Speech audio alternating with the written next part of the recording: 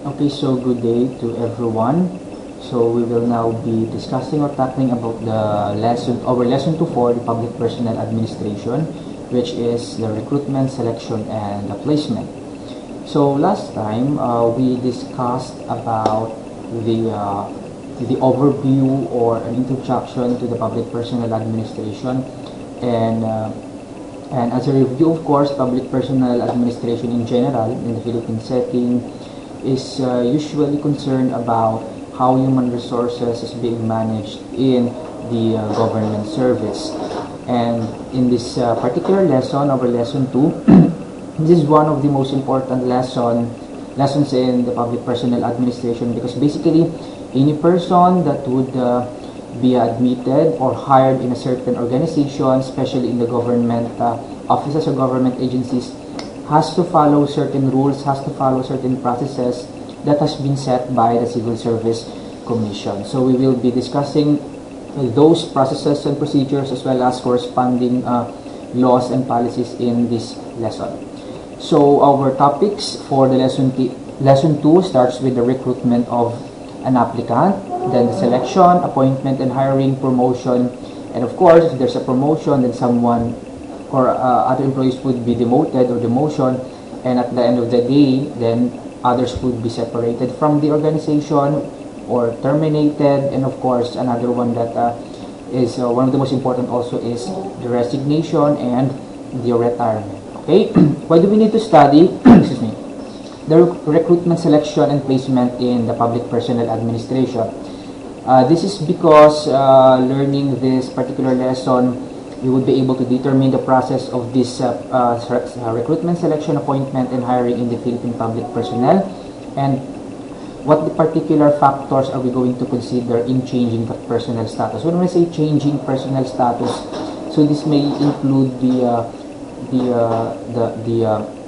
changes in your academic rank, in your position, okay, in your standing in a certain government agency or office. Okay, so recruitment and selection in general are complementary tasks that must be carefully undertaken if they are to contribute to the achievement of personnel management objectives. Of course, just like what I have mentioned earlier, or rather in our previous discussions, in our previous YouTube video, that among the organizational resources, the human resource or the personnel is considered as the most important, because other resources such as the technical resources, such as the financial resources, of course it is the person, it is the people, it is the employee who will handle those kinds of resources, and those resources will not be utilized as efficient and as effective as possible if we don't have a sound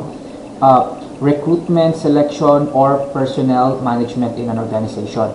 So first, let's talk about the recruitment. Okay, so this is actually a very familiar term for most of us, but it is the activity, of course, concerned with searching and attracting qualified applicants for positions that are vacant or will be vacant. So generally, when we say recruitment, we are looking for possible employee of an organization, because it's either we have opened a new position, nagkaroon tayo ng bagong position, or current positions are being vacant because other employees, other staff have been terminated, have resigned, or have been separated, or have retired from the organization. Okay, so we need to fill in that particular vacancy. So at first, we are going to look for another applicant, which is the recruitment. Okay, so it is concerned, of course, with filling up positions from the topmost level to the lowest level of positions. So basically, it is more evident in the government setting that we fill up position from the lowest position or from the lowest level of an organization, from the lowest management, because it is very hard to it is not actually typical for the highest position to become vacant. Why is it not common? Because positions in the top management is not as plenty or not as abundant as positions in the lowest level of management. And aside from that, normally in the top management, we fill up that particular position because of a promotion, not from recruitment. Although we can say actually that if that seat is vacant, we do recruitment in this particular process in an organization. However, the normal person who will be promoted to the next level position or to the top management are those personnel inside the organization or within the organization. So yun na yung napopromote. Hindi na kailangan pa mag-search and mag-look outside the organization. Although it can happen and it is actually happening. So, let's say for example, the president of a state college or the president of a state university, I'm not sure if this is actually true for other SUCs or state universities and colleges, they have this particular term for 4 years. 4 years, pwede silang ma-renew after 4 years. Pero kung hindi na, then mag-search ng panibagong presidente. So it doesn't necessarily mean that we are looking for a president of a certain college. Manggagaling sa loob ang presidente. The CSC mandates that in this particular position, then pwedeng manggaling sa labas ng organisasyon as long as he or she meets the qualification for a president or for the highest position in a state college. Okay, so normally the recruitment follows the HR strategy, the HR plan, or the human resource development plan. So the human resource development plan is actually a part of the discussion in the public personnel administration. Although the human resource development plan or the formulation of the HR development plan is very complex, it's very broad, and I have not included in this particular module or course because I believe it could be another subject, it could be another course, and it will take many weeks before we could actually understand the development of HR plan. In general, when we say HR development plan or HR strategy or HR plan, so this contains all these processes that we are talking about: recruitment, selection, placement. What are the qualifications? What are the positions? What are the benefits? What are the rewards? How do we solve grievances and conflict in an organization? Lahat yun nasa HR plan.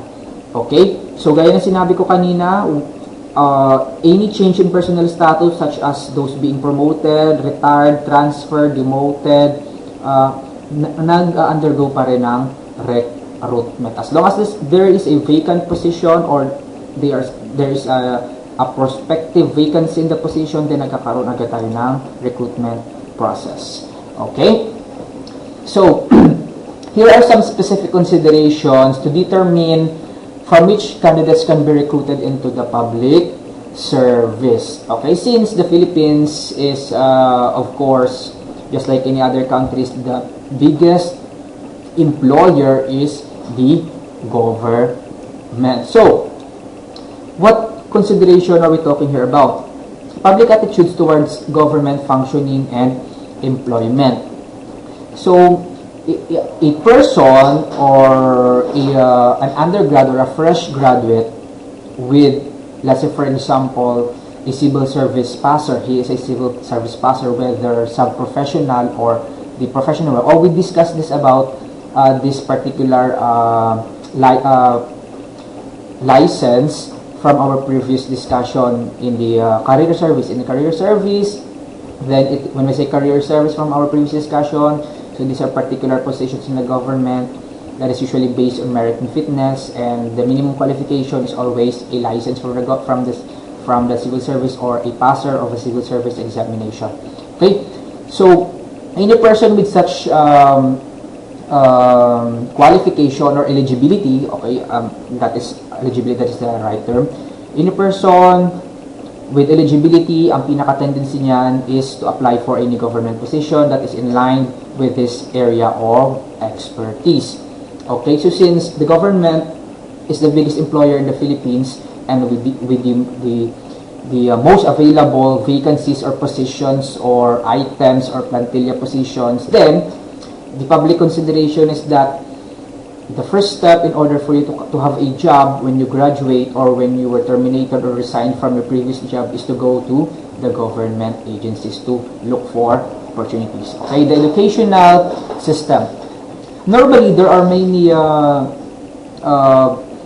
courses that is being offered, and it's being discussed with the student that after they graduate, then the possible employer that they have would be the government, such as, let's say for example, the political science and then the public administration.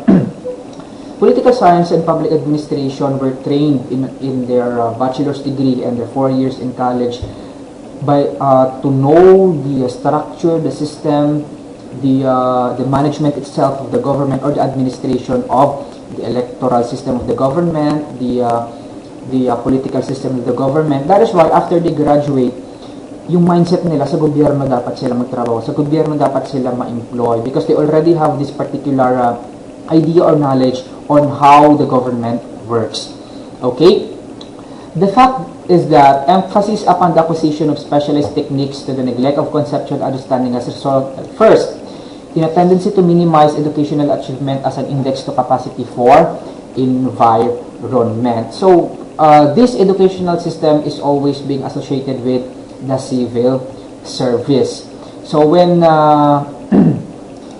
so in this particular consideration, well, it is a cliche that the amount of knowledge that you have, your bachelor's degree, your seminars and trainings attended, basically will determine your future job. Ibig sabihin, mas may advantage ka kung maganda ang iyong educational achievement or educational qualifications. However, in the government service, it is not actually always the case. So there are certain positions which require specialized techniques na hindi naman kinakailangan talaga na kahit, let's say for example, you have been a cum laude, you have been a magna cum laude in your graduate, but certain positions in the government that requires specialized skills, kahit na matalino ka, kung wala ka namang area of expertise doon sa particular position, then you will not be hired. But in general, of course, aside from the civil service eligibility, what employers are looking for in a certain applicant is, of course, the educational qualification of a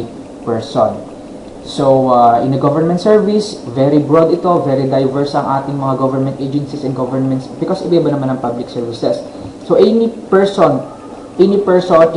that you have, there will always be somewhere in the government na magiging fit doon sa iyong area of expertise. So, meron lang magandang emphasis dito sa particular considerations na ito. Quite clearly, personnel administrators, therefore, should not think of public service as a collection of specialties, okay? As a collection of specialties, and regard young people in the service as occupants of particular niche requiring particular techniques. Well, actually, unlike before, na kung saan sinasabi nila na when you work for the government, you have less salary than those in the private sector. Sinasabi nila na walang yumayaman sa gobyerno.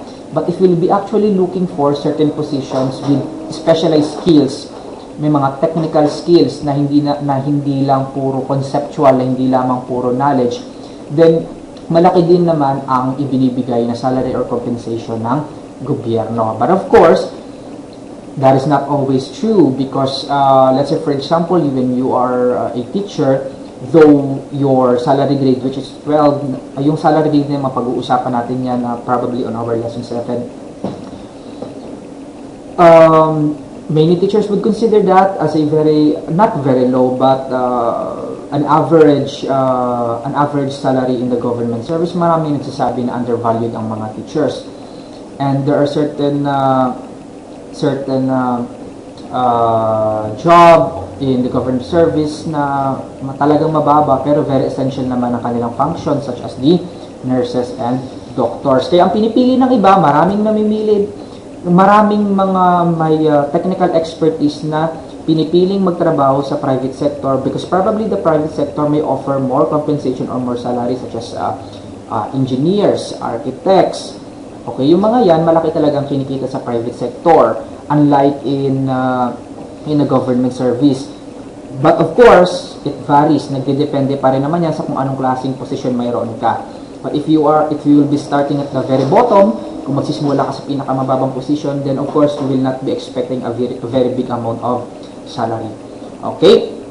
So let's say for example, next consideration is the citizenship. The recruitment with regards to citizenship is of course a limitation upon the area of selection for public service. Employment in the civil service ordinarily is within the country of every citizen. So very basic naman ito. So So the priority of the government is to give employment to their people, to their citizens, and only exceptions na lang siguro if the government will outsource. The government will look for technical skills, for specializations or experts that is not in the organization or in the country, so maghahanap sa outside. Okay, residents. The restriction of candidates to residence in local jurisdictional area may not be in harmony with the merit principle. The best qualified candidate be employed whether his residence may be. Hindi naman na masyadong issue ito kasi let's say for example, most government agencies naman ay matatagpuan sa Manila area, sa mga cities, sa mga urban. Sa rural areas naman, very limited naman ang government agencies. The most common basic services lang naman kasi ang nasa rural area. So, kung meron ng mga government agencies, then probably nasa division or nasa regional offices naman. Sa Manila, maraming mga offices because that is the center of industry, that is the center of the government.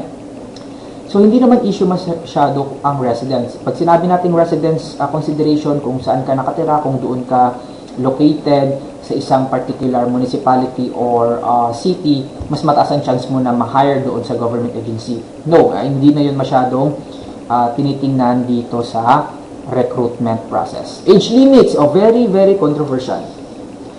So, marami nagsasabi na kapag bata ka or mas bata ka, then you have less experience, you have less knowledge than those with which are or who are more who are older than you.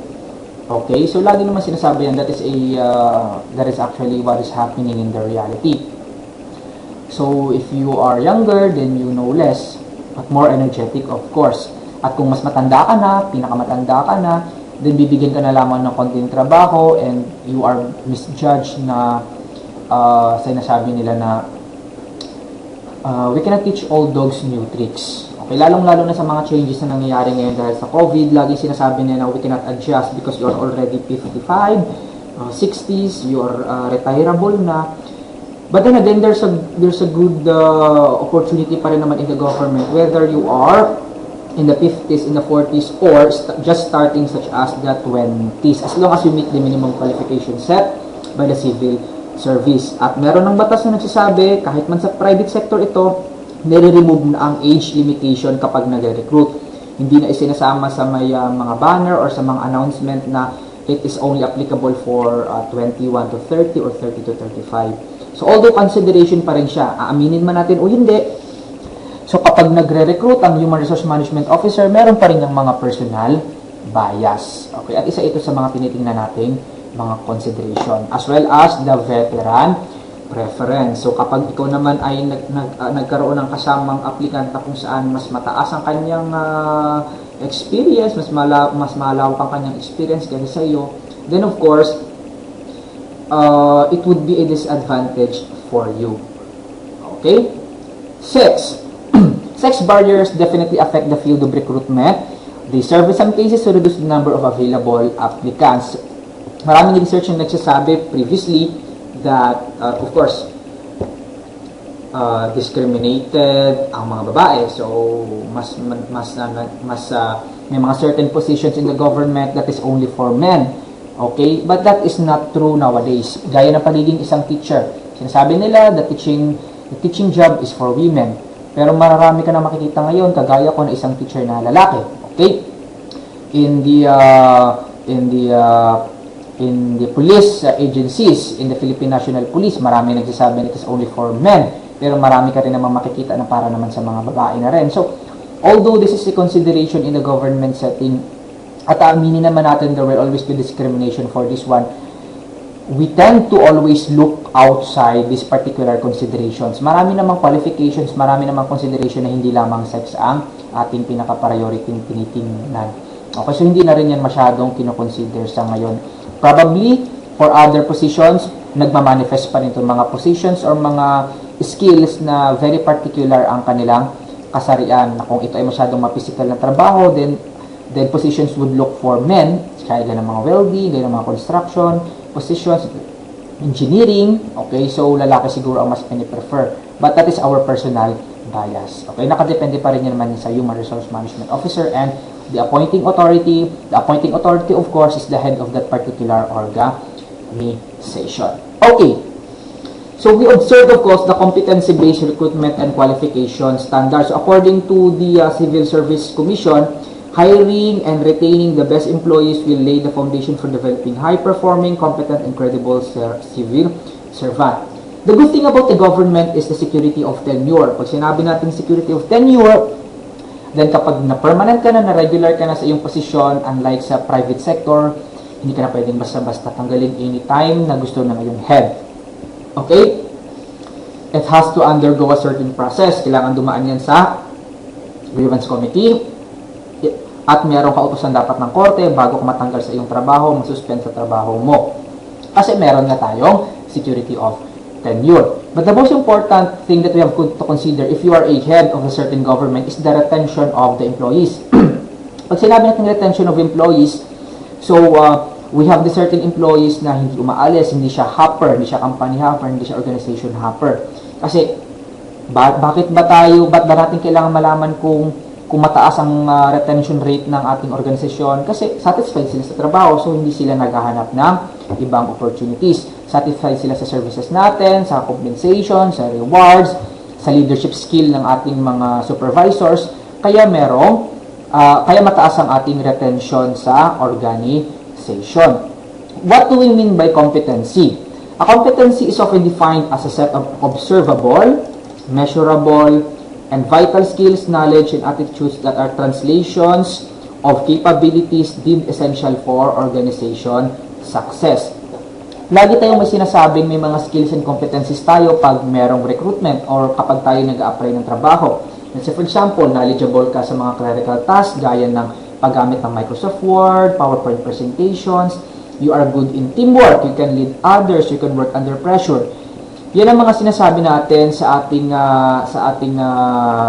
interviewer kapag tayo ay nagpapa-interview. So, isa yun sa mga tinatawag nating competencies. So, ano bang example ng common competencies?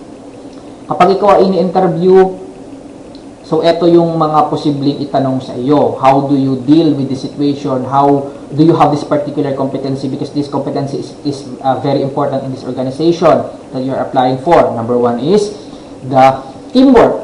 Okay, very important na lagi natin binabanggit that we are good in our interpersonal and intrapersonal relationship.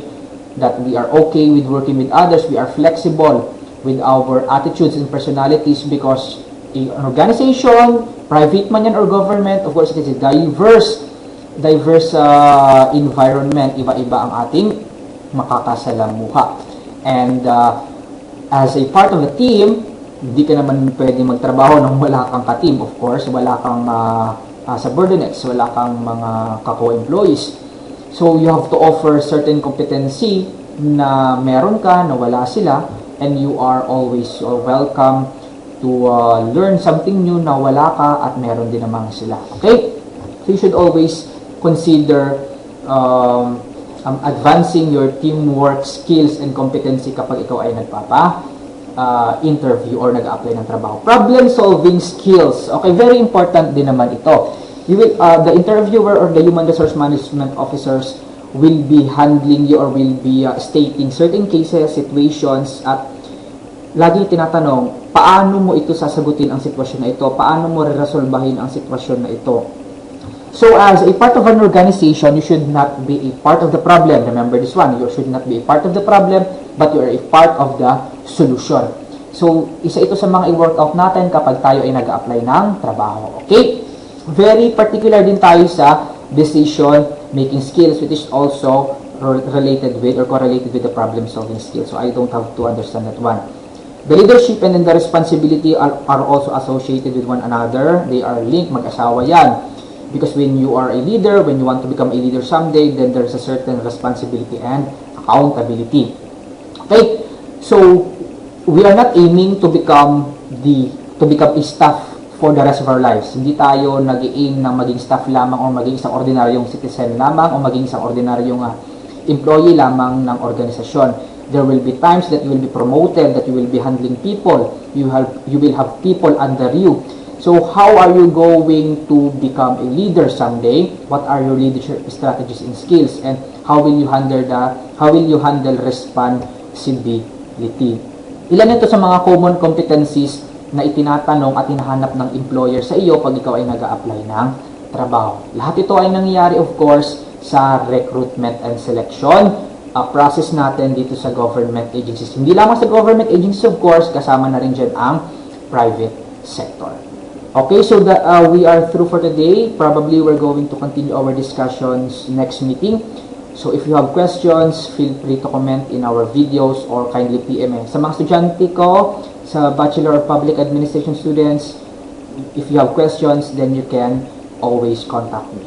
Thank you for listening.